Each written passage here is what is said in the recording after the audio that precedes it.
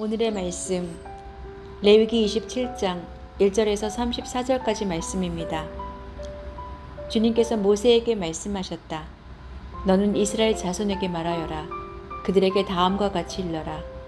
어느 누구든지 주에게 사람을 드리기로 사역하고 그 사람에 해당되는 값을 돈으로 환산하여 드리기로 하였으면 그 값은 다음과 같다.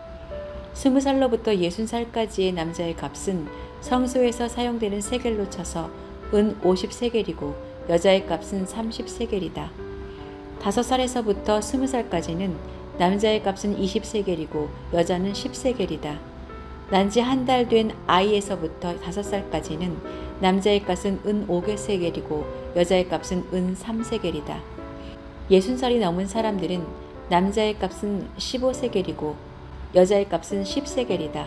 사역한 사람이 너무 가난해서 정한 값을 내지 못한 경우에는 바치기로 한 그 사람을 제사장에게로 데리고 가서 제사장은 서약한 사람이 감당할 수 있는 능력을 따라서 그에게 값을 정하여 준다.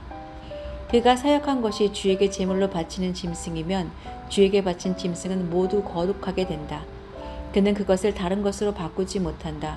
좋은 것을 나쁜 것으로 바꾸지도 못하고 나쁜 것을 좋은 것으로 바꾸지도 못한다. 이미 바친 짐승을 다른 짐승과 바꾸면 본래의 것과 바꾼 것이 둘 다 거룩하게 바친 것이 된다. 바칠 짐승이 부정한 짐승, 곧 주에게 제물로 바칠 수 없는 짐승일 경우에는 그 짐승을 제사장에게로 끌고 가고 제사장은 좋은지 나쁜지 그 질을 판정하여야 한다. 제사장이 값을 얼마 매기든지 그가 매긴 것이 그대로 그 값이 된다. 소유자가 그 짐승을 무르고 싶으면 그는 그 짐승 값의 5분의 1을 더 보태서 내야 한다. 어떤 사람이 자기 집을 거룩하게 구별하여 주에게 바칠 때에는 제사장이 그 집을 보고 많든 적든 그 값을 제사장이 매긴다. 제사장이 값을 얼마 매기든지 그가 매긴 것이 그대로 그 값이 된다. 자기 집을 바쳤다가 그 사람이 집을 도로 무르고자 하면 그는 본래의 그 집값의 5분의 1을 더 얹어서 물어야 한다. 그렇게 하면 그 집은 다시 자기의 것이 된다. 어떤 사람이 유산으로 물려받은 밭에서 얼마를 거룩하게 구별하여 주에게 바치려고 하면 그 밭의 값은 그 밭에 뿌릴 씨앗의 분량에 따라 매기게 된다. 예를 들면 그 밭이 한 호멜의 보리씨를 뿌릴 만한 밭이면 그 값은 은 50세겔이다. 그가 희년 때부터 그의 밭을 거룩하게 구별하여 바치고자 하면 그 값은 위에서 말한 그대로이다. 그러나 그가 어느 때든지 희년이 지난 다음에 자기의 밭을 바쳐 거룩하게 하고자 하면 제사장은 다음 희년 때까지 남은 횟수를 계산하고 거기에 따라 처음 정한 값보다는 적게 매기게 된다. 밭을 바친 사람이 그것을 다시 무르고자 할 때에는 매긴 값의 5분의 1을 더 얹어 물어야 하고 그렇게 하면 그 밭은 다시 그의 것이 된다. 그러나 바친 밭을 그가 다시 사들이지 않아서 그것이 다른 이에게 팔면 그 밭은 다시는 그 주인이 되살 수 없다. 희년이 되어 그 밭이 해약되더라도 그것은 주에게 바친 밭처럼 여전히 거룩한 것으로서 제사장의 소유가 된다. 어떤 사람이 상속받은 유산의 일부가 아니라 자기가 산 밭을 거룩하게 구별하여 주에게 바치려면 제사장이 희년까지 횟수를 계산하여 그 값을 매겨야 한다. 밭을 바칠 사람은 바로 그날 매겨있는 그 값을 주에게 거룩한 것으로 바쳐야 한다. 희년이 되면 그 밭은 그것을 판 사람, 곧 유산으로 받은 그 땅의 본래 소유자에게 돌아간다. 이제까지 말한 모든 값은 20게라를 1세겔로 계산하는 성소에서 쓰는 세겔로 매겨야 한다. 짐승의 맛배는 새삼스레 거룩한 것으로 바칠 것이 없다.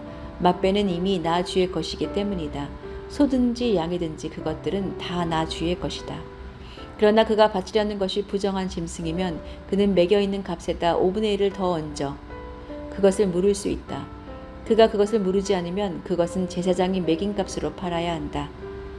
사람이 자기에게 있는 것 가운데서 어떤 것을 주에게 바쳐 그것이 가장 거룩한 것이 되었을 때에는 사람이든 짐승이든 또한 유산으로 물려받은 가문에 속한 밭이든 그것들을 팔거나 물거나 할 수 없다. 그것들은 이미 주에게 가장 거룩한 것으로 모두 바친 것이기 때문이다. 주에게 바친 사람도 다시 물을 수 없다. 그는 반드시 죽여야 한다. 땅의 10분의 1, 곧 땅에서 난 것의 10분의 1은 밭에서 난 곡식이든지 나무에 달린 열매이든지 모두 주에게 속한 것으로서 주에게 바쳐야 할 거룩한 것이다. 누가 그 10분의 1을 꼭 무르고자 하면 그 무를 것의 값에다 5분의 1을 더 얹어야만 한다. 소떼나 양떼에서도 각각 10분의 1을 나 주에게 거룩하게 바쳐야 한다. 목자의 지팡이 밑으로 짐승을 지나가게 하여 10번째 것마다 바쳐야 한다. 나쁜 것들 가운데서 좋은 것을 골라내거나 바꿔치기를 하거나 해서는 안 된다. 그가 꼭 바꾸어야만 하겠다는 생각으로 어떤 것을 바꾸었다면 처음 그 짐승과 바꾼 짐승이 둘 다 거룩하게 되어 도저히 물을 수 없게 된다. 이것은 주님께서 시내산에서 모세더러 이스라엘 자손에게 이르라고 내리신 명이다.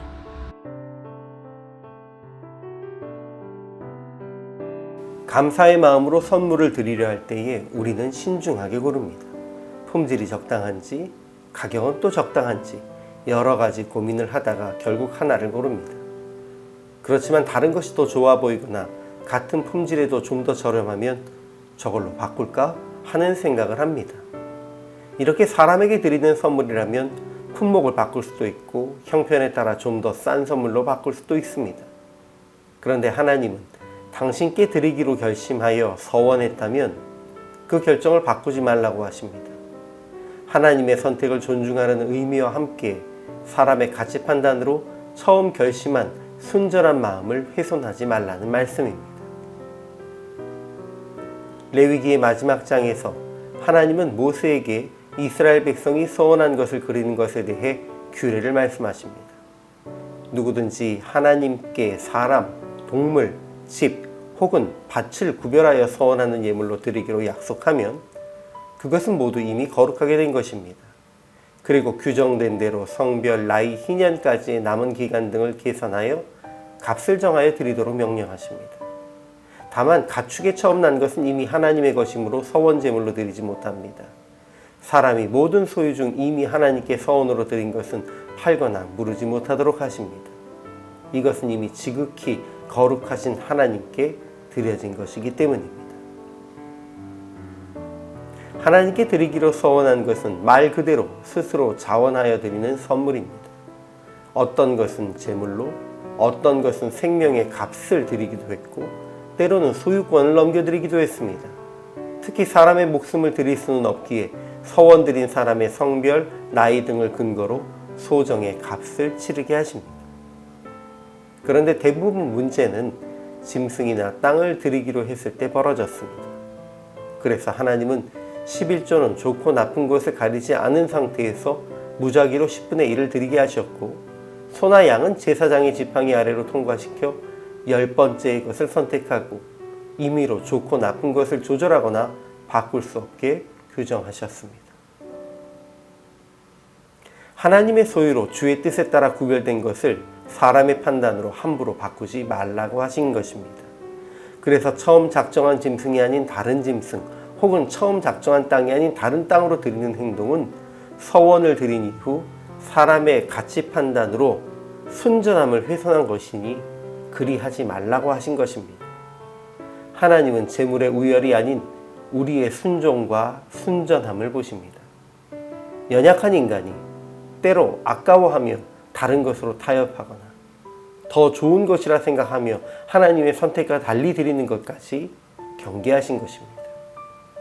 그러니 나의 판단을 배제하고 처음 작정한 순전한 마음 그대로를 드리는 우리가 되어야 합니다.